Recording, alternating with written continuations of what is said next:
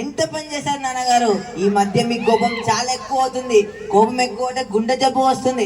ఎప్పుడు చూసినా పనులు అని పని చేస్తూ ఉంటావు. అనండిరా అనండి, అందరూ నన్ను అనండి. ఈ కొంపలో నేనే అయిపోయాను కదా.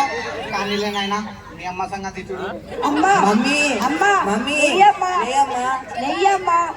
అమ్మా లేయమ్మా